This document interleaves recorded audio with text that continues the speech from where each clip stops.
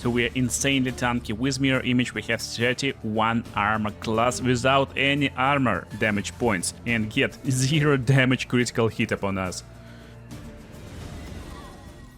Baldur's Gate 3 newest patch comes with 12 new subclasses for each of main classes. And today we're going to look at Wizard with the new subclass Bladesinger. It's extremely interesting to play subclass that will require you some strategic thinking, but it will reward you with insane amount of utility, damage and healing at the same time. And when I imagine Bladesinger, I'm imagining something like this. Yeah guys, you know the soundtracks in my videos. It's of course from Lineage2, awesome game, so we need to change appearance a little bit. This will work. Yeah, she looks gorgeous. Again, as with all my builds, for this one you can pick any race you like, it doesn't matter, but Bladesingers always will benefit from extra mobility. Therefore, again, one of the smarter choices will be Wood Half-Elf. Our class is Wizard and we can't pick subclass right now, so we are prompted with selection of bunch of cantrips, and the one we definitely wanna use for Bladesinger is Booming Blade. That's the new one in this podcast. Starting as Wizard at level 1, you need some way to deal damage from the range. Therefore, I still suggest you getting Bone Chill and Firebolt. Bone Chill against enemies who can heal, so you stop them healing, and Firebolt for your general goblin frying and stuff like that. So, for spell list, it's really easy. You get a bunch of spells to choose from, but you can prepare only a bunch of them based on your intelligence later on. We definitely wanna use Magic Missile, best damaging spell in the game, until like extremely late game situations. Then I know a lot of players like Shield, but I hate Shield. It uses your spell slots to give your armor class for one turn, and it's better just to stay away from the fight a little bit as your wizard instead of using your spell slots for shield. We start with the Long Strider, Enhanced Leap and Feather Fall, just full utility setup. We will have more movement speed in battle for wall party, and if we need to travel through the terrain, jump on cliffs, jump from cliffs, we got everything we need. And we finish with Mage Armor and Tasha's Hyda's Laughter. For background you can go with whatever you like. Our ability distribution, it will be pretty weird, but it will be fixed in few levels. As Bladesinger, we not only benefit from our magic abilities, but also from our blade. Right now we can't have our blade, still we need to distribute abilities accordingly. And yeah, you can respec your character later, but I like to build my characters from the start and roleplay as it is. So we got nice and high dexterity, that's what we're going for. And also we get Constitution. Dexterity for armor class and ability to attack with our weapon, Constitution to survive combat, since our weapon will be melee weapon, we will be in a close combat most of the time, and main spellcasting ability for wizards is Intelligence. However, as class who relies on concentration and being able to pull out his combinations, we want to have protection against mentality spells,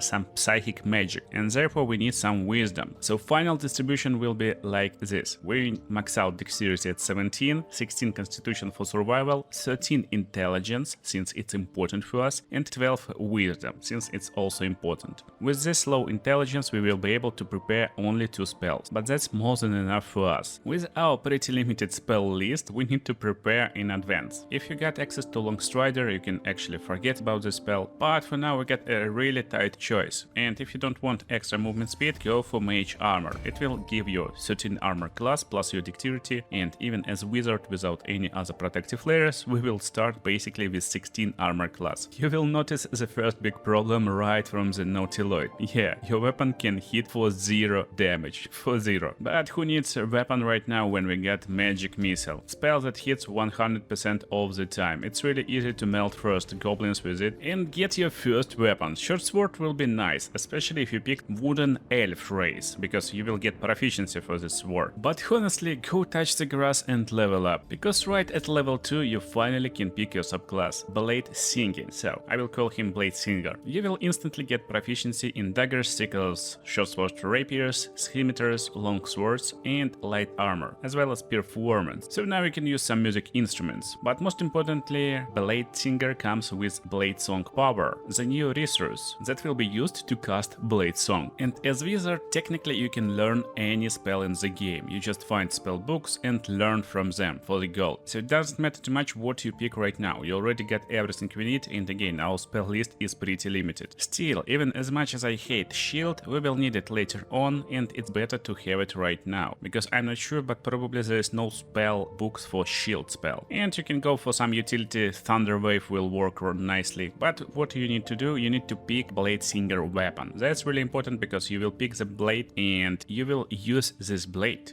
to channel your magic through it instead of your quarter stuff, magic quarter stuff. So here's the deal. You just arrived to the beach and you already need to pick a sword or rapier or scimitar that you will be forced to use. And of course it need to be smart choice. We're going for long sword. And as you can see at level 3 we get no choice, so it's really smart first decision. You can go for short sword, you can go for shadow blade and use shadow blade as your magic weapon and use as psychic damage weapon. But that's not what we're building today, and we're not going pretty obvious and boring way to build characters. Basically we can use this broken shadow blade and I like to use it, but come on, we need to make different builds with some role playing potential instead of just slamming shadow blade on every class. What we want from this wizard right now, actually, we want to have Misty Step and Mirror Image. So that's what will make our Bladesinger especially cool. At level 4 we get extra cantrip, doesn't matter what you will choose, you can go for some like utility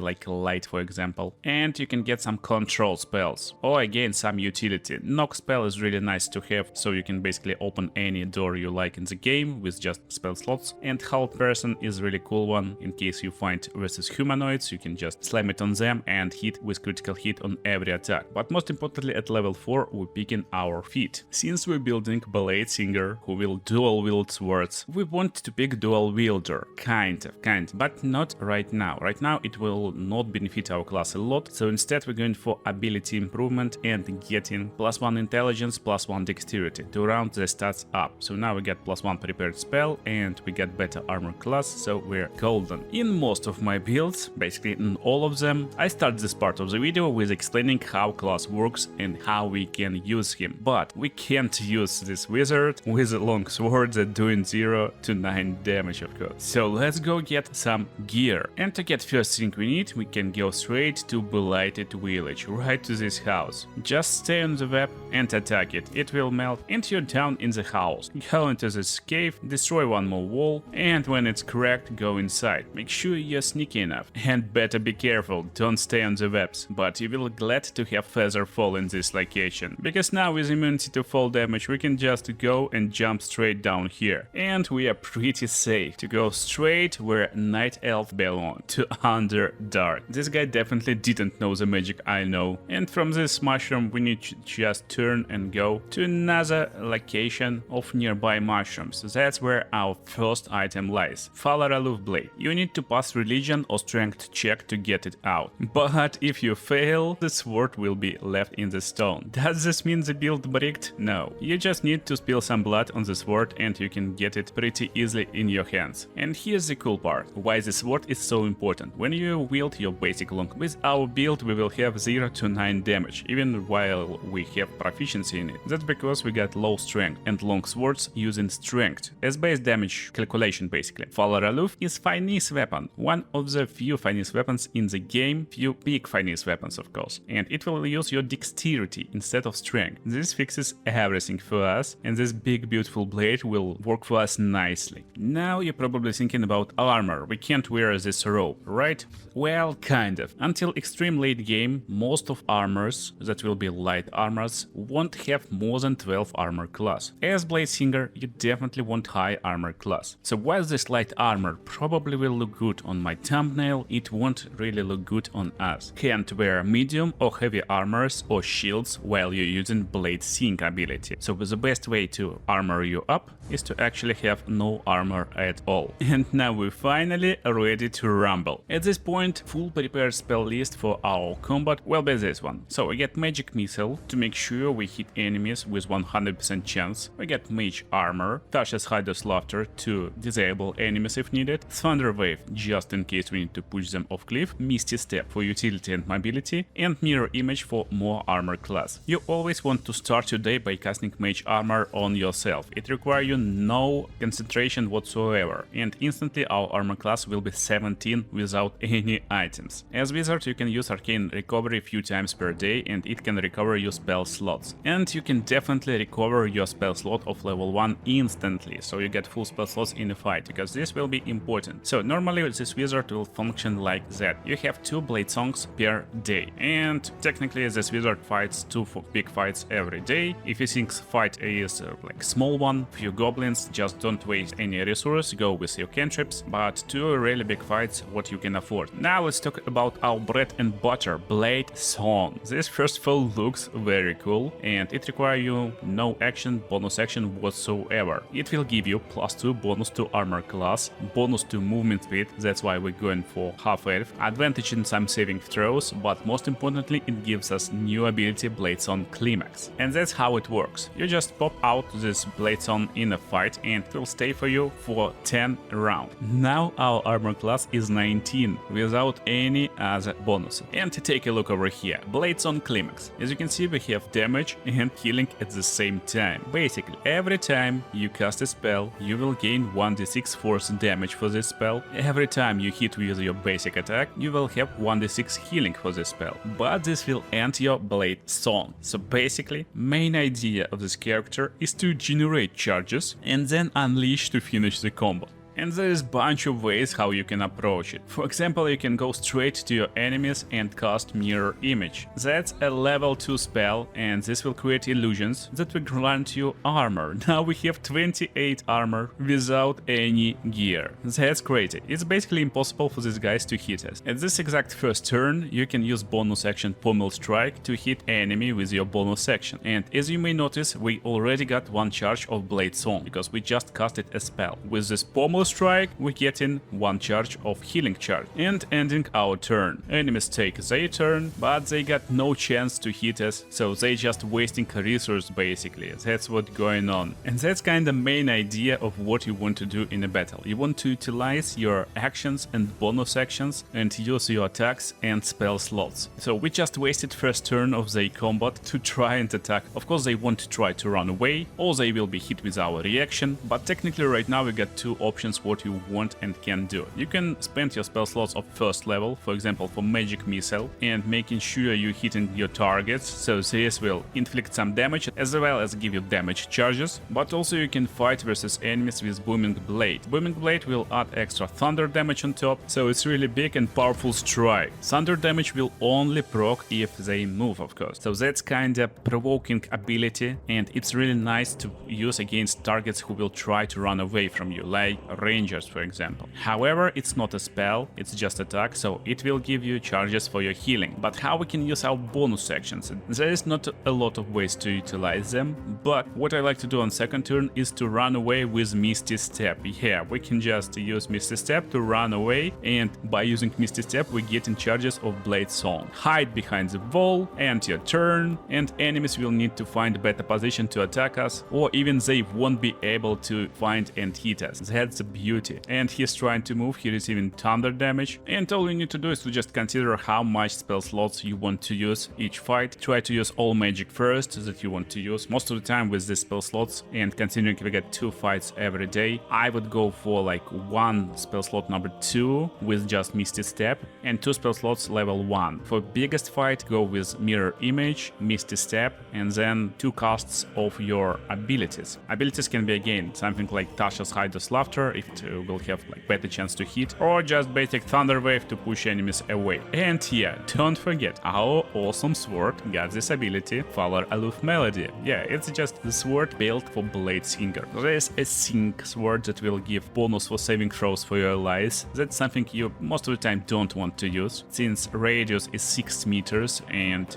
most of the time you don't know when enemy will cast abilities that will require you to succeed Charisma, Wisdom or Intelligence saving throw. But what you want to do is Faller Aloof Shriek. It will add extra 1d4 thunder damage on top of other damaging sources, and this is what makes this build so cool and powerful. You come in and even your basic Magic Missile will deal extra thunder damage. But of course what you want to do is to cast Bladesong Climax in the end. It works like that. So there will be a radius and everyone in this radius will be considered targets for our Bladesong. It won't deal like full 6 1d6 charges on every enemy. It will split among all of them. So if there is like 10 reds and you got 10 charges, every red will have 1d6 force damage. If you want to focus down one enemy, just try to aim so only one enemy is in the radius. If you want to attack both of them, then just do this Bladesong and that's our Magnus Opum. That's crazy how cool and stylish our Bladesinger is. But of course we can become even more cool and stylish when we level up. So that's what we're doing here right now. At level 5 we get one more Bladesong power. That's important part for us because we want to have like 3 fights per day. That's what will allow us to do it. Then we get bunch of spells to choose from, and what I would suggest you to go for is haste and contra spell. We don't have loads of concentration spells in our arsenal right now, so that's something you want to have, and we will concentrate on haste, and we will have this reaction contra spell in case we need to break someone really big and powerful spell. And we want to have level 6 as this wizard, of course. Bladesinging wizard is insanely cool. That's where we get our extra attack. So now we can do 2 attacks in one action, and technically you can get any spell you like. Now the big question goes from level 7 onward. Do you want to continue as wizard? Here is the deal. If you continue as this type of wizard, you will get one more charge of Bladesong power at level 9, and you will have Song of Defense at level 10. That will give you ability to use reaction and take less damage. It's a really powerful ability, and that's something you definitely wanna use. But build-wise, nothing will change. You will just go pick some spells that doing some damage. We already got everything we need, because high-level spells most often will be kinda based. So technically there's no real reason to go for this style, and it's not extremely OP-ish, and there's a bunch of cool multi-class builds that you can make with Bladesinger. But this series explore how you can utilize this class like mono-class most of the time. So if you wanna have some utility and fun, what I suggest to you is to try new rogue swashbuckler subclass. It's really cool and fun to combine with Bladesinger. But today we will go forward and take Fire Shield at level 4. I mean a spell level 4 of course, as well as some powerful spells like Ice Storm. We will go to level 8, and now we finally get in our feat Dual Wielder. Dual Wielder will provide us with extra armor class when we're wielding 2 weapons in each hand. As I told you, level 9 will provide us with new Bladesong power, charge, and level 5 spells to choose from. Choose any spell you like, they're all pretty nice and powerful. You can go with Hold Monster and Cone of Cold for example. And level 10, Song of Defense. Bunch of spell of level 5, and now the last part of the build. So technically what you want to do is to actually hit level 8, maybe level 9, and then get your multi-class in Warlock. Yeah, in Warlock, in new Hexblade Warlock. Warlock will use Charisma as main spellcasting ability, therefore you don't want to use this Eldritch Blast, you have -1 Charisma. So from Warlock just go with utility spells, like Minor Illusion, Mage Hand, and spells that will use again no Charisma whatsoever. These spells will be Hex and Armor of Agathos. That's something you don't have access as wizard normally. And there's actually 2 ways how you can finally finalize the build. You can go with 1 more level in Warlock to get Devil's Sight, so you see in Magical Darkness. It's really nice ability to have, so you can actually cast Darkness if you wish to. And you can go with Armor of Shadows if you're still not using any light armors. So you can cast it at the start of the day without using spell slot. For spells, Hellish Rebook will be great choice, so you can retaliate with fire damage as well as gaining some charges for your Magnus Opum charge. But what I really suggest you to do is to finish with Fighter, because Fighter will give you fighting style, and this fighting style will be 2-weapon fighting. When you make attack with your offhand weapon, you can add your ability modifier to damage of the attack. So again, as I told you, the best way to utilize it in the game is to go 8 levels in Wizard, then 1 level in Warlock, 1 level in Fighter, and then finish with Wizard, where you're finishing strong. But you of course got a really nice question. We got only 1 sword. Why we have this dual builder feat, 2-weapon fighting style, and that's why. We can convert our build and become true and powerful Bladesinger extremely soon, right when we arrive over here in Rosmarine Monastery and invade Kityanki Kreshe, because here you will find a trader, Ajak Nirjira. So Among all other pretty cool equipment, that's what we're looking for, Larian Vras, because as you can guess, it's the second longsword in the game which got this finesse property, and we finally can become true blade dancer with dual wielding swords. Here's the cool trick though, you will be able to use abilities from your main sword when it's in the main weapon hand, so you won't have any abilities from your second sword. But that's also not true for Falar Aloof. If you change in Falar Aloof slot, that's what you want to do, you want to have Falar Aloof in your offhand. This will also give you ability to cast Melody, as well as give you access to Razor Gale, very powerful attack from Larian Vras. After getting to Act 2, you want to visit Quartermaster Tali and get Gloves of Balanced Hands. She will be a trader in Last Light Inn. This will give you ability to have 2-weapon fighting style. So you are not forced to take fighter level if you don't wish to, but I suggest getting it anyway when you approach level 10, so you can forget about these gloves later on. But I really suggest to get it early, so you can forget about these gloves later on and get some good and powerful gloves that will give you extra damage on attack, for example. And that's how we will fight again without any armor. We will start with mage armor, and this will give us extra armor as well as armor of Agathis, and we always want to upcast it to level 5 spell slot, so we get 25 extra hit points on top, and if possible before the fight, just before the fight, cast Fire Shield. Fire Shield chill upcasted to level 5 will work nicely too for one and really strong fight. And get ready to unleash the fury.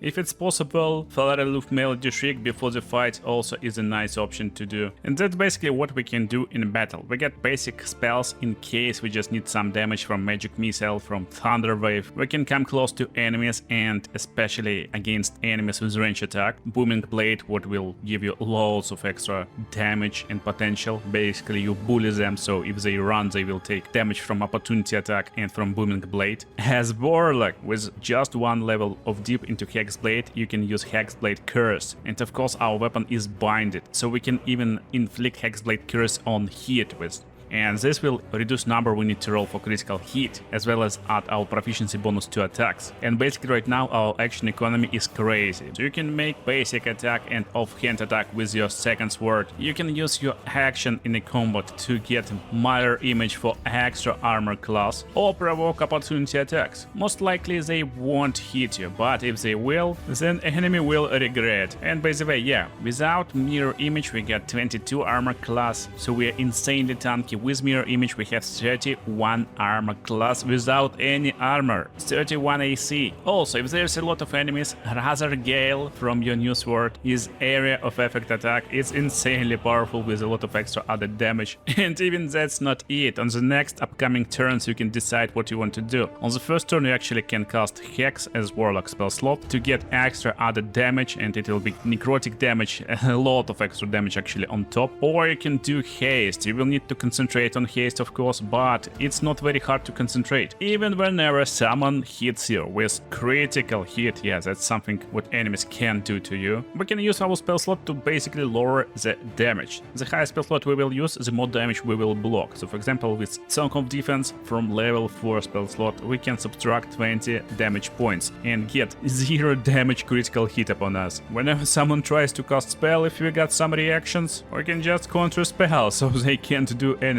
And again, probably the funniest part for me is even if enemies will lower our health, we can just Blade Song Climax in the end of the combat and one-shot enemy while at the same time healing ourselves for 56 health. If only there was a way to have unlimited spell slots and unlimited spell casts. Well...